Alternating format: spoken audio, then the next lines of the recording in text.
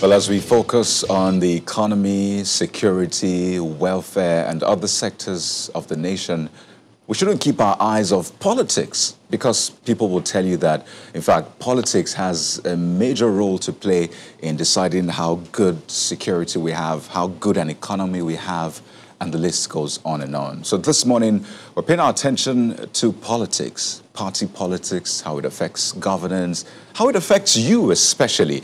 And we have joining us, as you may have seen in that welcoming slide, Abaribe, who is a senator representing Abia South, the People's Democratic Party. He's also the Senate Minority Leader. He joins us from our Abuja studio this morning. Good morning, Senator, and thank you for joining us on the program. Good morning. I'm glad to be here. Thank you. Good to have you, and thank you for your patience as well. Now, a lot of things are happening, and I'd like to begin from that point. I mean, we're just recovering from the End SARS protests. Well, a lot of people are saying we shouldn't keep our eyes off the issues that were raised. We should ensure that they are resolved.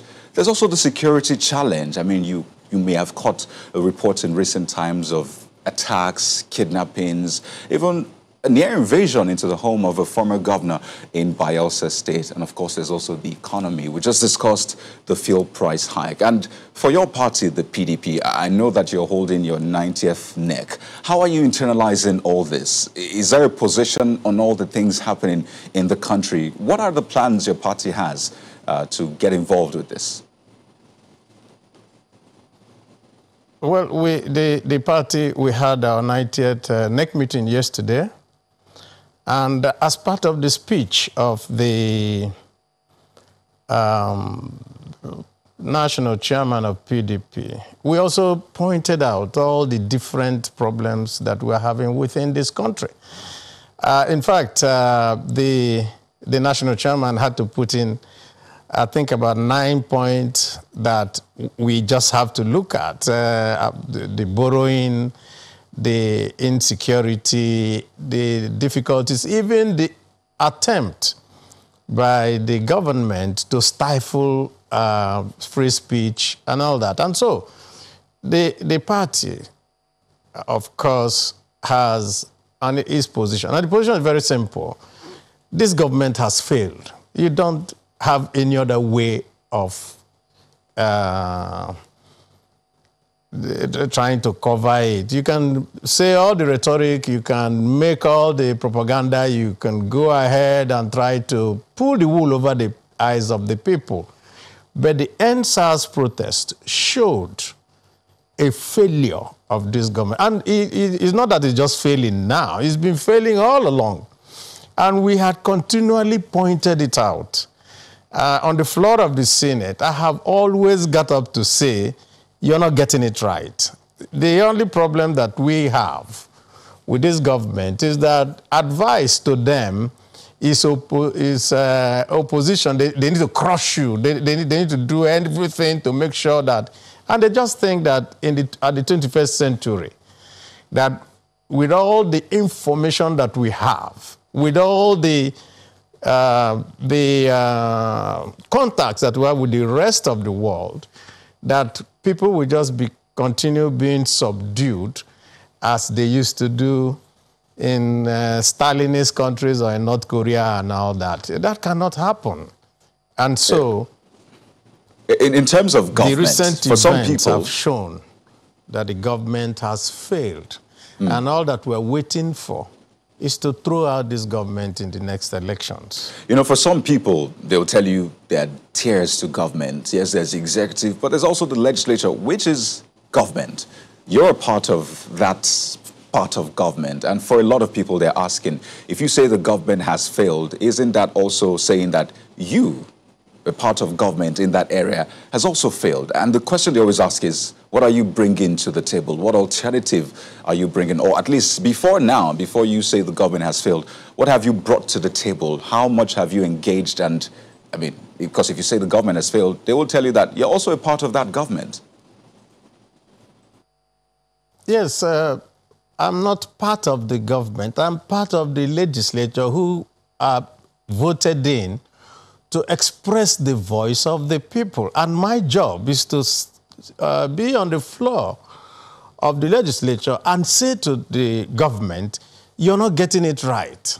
And that we have done as the minority party in the government. And at every point that we have issues, at every point that we have debates, at every point that we interrogate people, you will see us come out to say they're not getting it. And I remember that at a particular point, this government came after me personally. They arrested me. They thought that they could use that to shut my mouth so that we don't talk. Because all that the government does is intimidation of those who actually point out their errors and all the problems that they cause. And it's not for lack of giving them alternatives. It is the fact that they refuse to listen. That's all. We run a multi-party and a democracy that has different people coming from all over the country. Okay. That have Senator to come Abaribe, together. Let's do this. And then, so we can. Okay, let's see if we can do this, because you said that you have given alternatives, and it's important to, put it to Nigerians that, okay, in this case, this is what we advised the government to do, and this is what we expected to happen based on our advice, but this is what the government did, and this is the outcome. So if you could walk us through maybe an example or something, a case in reference of where you gave government an alternative and the government acted otherwise. Is there any like that? So much, so many. Let us take security. Everybody, we stood on the floor and we said, the architecture that you have is not working. And we could see it not working. And yet, the leadership of the country decides that the same people who have failed, that they will continue to sustain them there for reasons best known to them. And you could, even our members of the ruling party of APC on the Senate got up and said, this security situation is intolerable. And we have a very, very funny situation today. We have a president that comes from Katsina.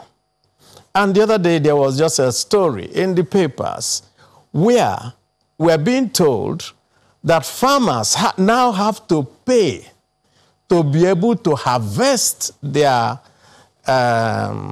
their products from their own sweat in the state to bandits. And you want to step back and ask yourself, how could this be? You're a farmer. You're unable to farm. Even when you're able to farm, you now have to pay to be able to harvest. So first we're going to run into a food crisis. So many people are not going to be able to go to farms. All manners of things are happening. And of course, if there is no food, we have to now import food. If we have to import food, that puts pressure on the foreign exchange that we have. And of course, leads to rising prices everywhere. Okay. And when you have rising prices everywhere, it continues to increase the poverty level. So you could just see that when you talk about alternative, we have always given alternatives.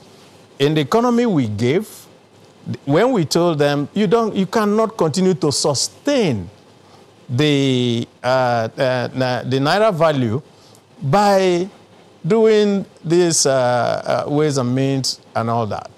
Everybody just looked at it and they ignored it.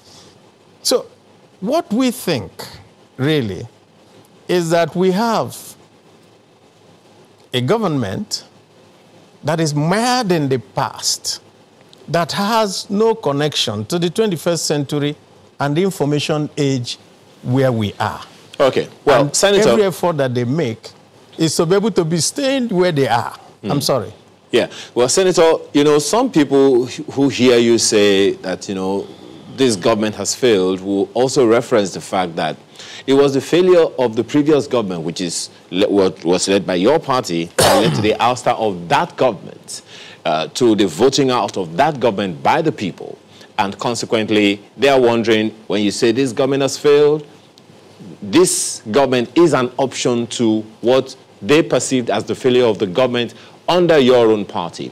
And then when you also reference the example of the banditry happening in the home state of the president, they also reference the fact that in the region where the former president came from, Dr. Goodluck Jonathan, in his own region at the time, in the entire region, there was a lot of unrest under his watch as president. And, you know, perhaps all those things also culminated in what became the need for him, for that government under PDP, to be removed from office. So when you say this government has failed, the question then is, under your own party, the government also failed.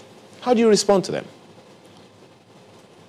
I'm very happy that you're making a case for the government, but I can tell you making that a case for government, I'm just making a comparison of what you said and what existed before. Okay, then so I can go ahead and tell you what you got was nothing but propaganda that was used in order to come into office. And everything was said, lies were told, and all manners of things were told, were pushed out to the public using this same social media that they want to stifle now. And of course, when you continue to put a narrative out, and we didn't want to do the same thing they're trying to do now by clamping down on people, some people, of course, will say, okay, let's see whether these people can do better. And I'm saying that is even worse. And you can take the statistic facts. You cannot run away from facts. Are we better off today than we were at that time? At that time, were we having problems in Katsina? Were we having problems in all the states in the north? Were we having problems in the middle belt? Were we having... So when you now say, oh, at that time, no.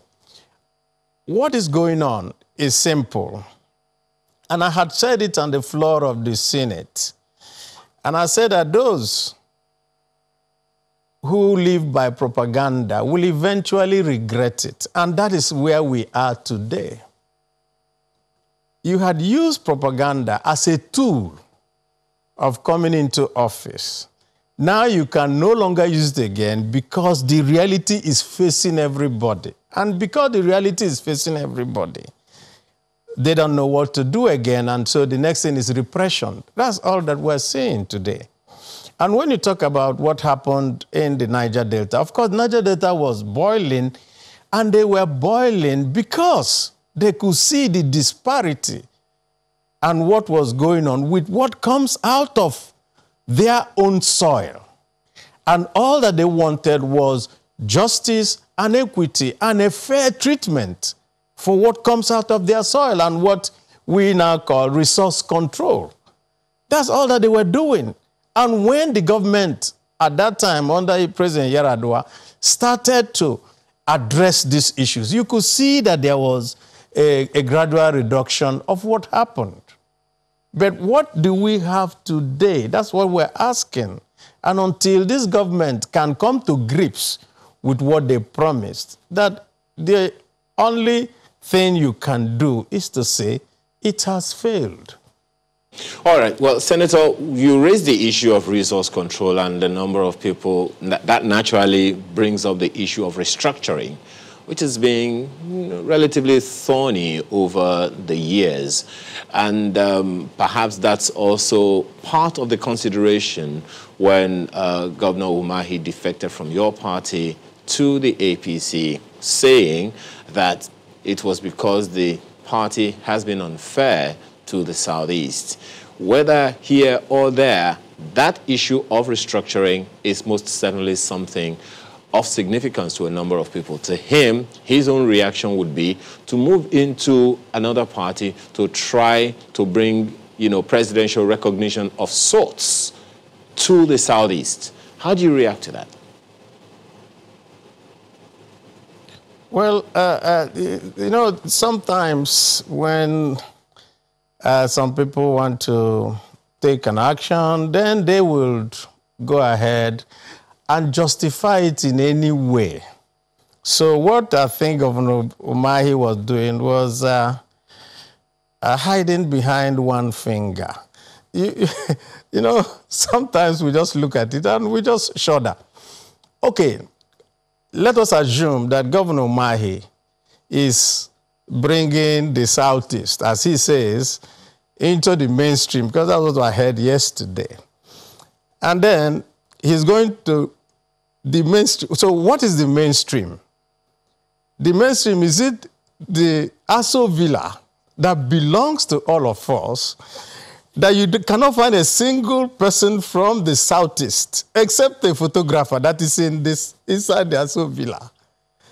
Before, every part of this country was represented in the Aso Villa. So when you want to do government business, sometimes government business is done from back channels.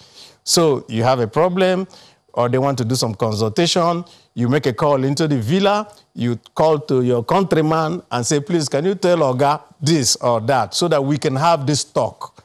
There is none today inside the villa. There's one guy, his name is Sonny, I think he's a photographer there. None. So is Umahi going to talk to who? Okay, because he's governor, okay, so he can talk to chief of staff, he can go to see the president. But what about the rest of the... That is why you could see that his story continues changing. Oh, okay, I'm going to bring it to... Listen, let's put it this way. I am the minority leader of the Senate. I am the highest person in the National Assembly, and I'm from the Southeast. And you're telling me that a party that says, okay, why don't we zone it to the Southeast, which I represent, then you turn around and say the same people, oh, that they're not considering you. And you see, last night, I was listening to Governor of Kogi State, and somebody asked him, I think he was here, and somebody asked him a question and said to him, so has your party, APC, zoned the president? No, we haven't. It's not time yet. So if APC says it's not time yet, how would Governor Umahi turn around and say it is PDP's time at the same time? So you could see that, like I said, you can move, you can go. We have seen people go. At a particular time when Akpabio was leaving, he said, oh, yeah, he will cause a tsunami. Well, he will do this, he will do that. Of course, he went and lost the election. And so, Umahi's movement will be gauged properly at the time that we're doing the next elections. Let us now see how he's going to take his state. His members in the National Assembly all said they are not going with him. And you could see that if you're a governor, then you have your senators in the 3 senatorial zones, then you have your members in all the House of Rep, the constituencies, and they tell you they're not going with you. It's only you that is going from up there. Of course, you will go with your commissioners and all that. You pay them, you have appointed them to office, so they don't matter, they don't count. What counts is actually the feeling of the people. You raised an issue. That it is just another of those things that happen. You shouldn't put much value to it. In the next couple of weeks, we won't even remember. Right. Well, a lot of people think that that was a huge loss for the PDP. But, you raised an issue which I'd like you to, just touch on again. You talked about having your statesman or your countryman, someone from your area in the presidential villa, such that when you, need to make contact, it's much easier. On one hand, do you think that is even right in the first place? Do you think that should be the mentality, having someone from my place to, push push me further just to reach the president? Shouldn't be just based on merit, having someone who is a Nigerian in the first place, who can... You understand what I'm saying? Don't you think that's a challenge? I need you to understand this. I need you to understand this. Governments work through formal channels and mostly back channels. That is why everywhere in the world, okay, so you're in the United States, let's just take that, and you need to reach the president. You'll be hearing what they're saying. Oh, you go to the son-in-law, you go to the his lawyer, Rudy Giuliani, you go to that. Let's see whether they can put a lot of... That is statecraft. And statecraft means that when you now need to use back channels, and I'll tell you how I say what I mean. If, for example, you need to make an appointment, what you do is to use all those back channels and now ask, does this person qualify? How do we do this? Is this right? Can we put this type of person? Those are the things that make government. But you see this government. Somebody wakes up and somebody is a friend. Just put him there. It don't matter whether he's going to be able to do the job or she's going to be able to fit in or all pardon me. So you're saying that with the current back channel, you cannot remove back channels from the state. Right. So you're saying that with the current back channel, it is very hard. I continue to tell you. Pardon me. And let me if I could just put this in, I just want to get this clear. No, pardon me. You can add this. I'm just asking. So you're saying that with the current back channel which exists in the presidency now, it's been very hard for you, maybe people from your region, to reach the presidency. Is that what you're saying? I'm saying, why do you think that people that have no place in government, in this government, like Daura and all that, matter? Why do you think so? It is this back channel business. And from the time of Obasanjo all the way down to the last government, you could always see people from all over the country go in there, and they are able to help make sure that the ship of state is running smoothly. And it is when the ship of state does not run smoothly that you continue having all these problems that we are having. So what we have is an insular government only concerned with a few people. And it also reflects in everything that they do. And so that is why when there were herdsmen coming in and killing people here, and we shouted, we were told, oh, they are our brothers coming from Mali and all that. So you could just see that they're not getting it right. And we have said, okay, try and change your attitude, try and embrace Nigerians, because this is a multi-ethnic nation. Senator Abaribe, you cannot run this nation on the basis that you only recognize one part of this country. You have raised a fundamental issue, and that's about the multi-ethnicity of Nigeria. But we'll go to a quick break now. And when we return, we'll try to look at some of these issues you've raised regarding the ethnicity, the Southeast agenda, if indeed there is one, and of course, 2023. Please stay with us. Welcome back. Senator Inaya Abaribe is still with us from our Abuja studio. Ayo. Well, Senator, just a quick one on these. When you say the only person in the presidency is a photographer whose name, you can't even confirm to us, where do we place this one? The fact that Chris Ngwodo is SSA on policy to the president. Oge Mode is SSA to the president on strategic communications. Uche Mazurike is SA to the president on communication. And Somkele Awa is also SA to the president on power. So if these men are in the presidency from the Southeast, what then is missing? Where are they? I just told you their offices. Where are they? Can you call them and tell them, please, can you tell the president A, B, or C? Is it the problem of being able to talk to the president or being in that office of president? I think, well, let's not just continue to, how do you put it now, split, stuff. Everybody knows, and I'm sure you do too, that we do not have anybody that you could say this is a proper person within that whole enclave called the villa. We used to. You could call Andy Uban, you could, if you're from the north, you could call Haman Tuko. If you're from the west, I mean, we had access. We do not have access anymore. And I make bold to say, of course, you can have low-level people being appointed.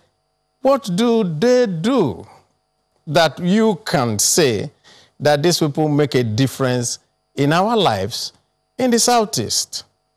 But let's just leave all that aside and ask ourselves the question, which is the question that you brought out before. What is our fate as the Southeast within this polity?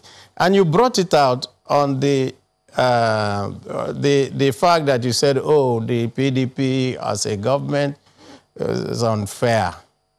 And I'm throwing back at you and asking, in what way is the APC as a government fair? You can answer that question. Well, perhaps we will ask, fellow politicians like you. But, Senator, when we talk about, where the Southeast stands in Nigeria, there are a number of questions about that one as well. Of course, there's been calls over the years for an Igbo presidency, which is also valid, given that the last time we had anyone in the presidency in Nigeria who is from the Southeast, well, maybe the Second Republic Vice President and the First Republic President. But then, in this Fourth Republic that we have had a good number of Southeast presidents of the Senate in the first part of the Fourth Republic. Look at what we have here. Between the Second, Third, and Fourth Republics, between 1999 and 2007, all the Senate presidents there are from the Southeast stock, and perhaps that's part of the political permutations that we have had in Nigeria. What, in your opinion, is an inhibition to a Southeast presidency in Nigeria? I think you just made our case that the PDP has been fair to the Southeast. And if you want the political to be a permutations, you have to. Just a moment. You know that there is something that we have had over the years, Senator, which is the fact that we always have nationally among politicians. There is always that permutation that if the president is from this talk, the vice president is from this talk, the Senate president or the president of the Senate will be from this talk, and then the Speaker of the House of Representatives will also be from this region. That's what seems to have been the unwritten rule in our politics over the years. So perhaps that's what's responsible for that one. And it's not just a thing of the PDP, it's just a thing of Nigeria that we've had over the years. How do you respond to that? So that means, that's why I said that you're making our point. So you can no longer want to leave PDP and use the fact of unfairness of PDP as a reason for leaving. So you just made my point, and I'm saying this. What the Southeast wants, very simply, is that you can't run a country unjustly. We want justice, we want equity. And equity now demands that if you're coming to talk about the presidency, if the presidency is leaving from the north and coming down to the south, then you must also give the Southeast a chance. That is all.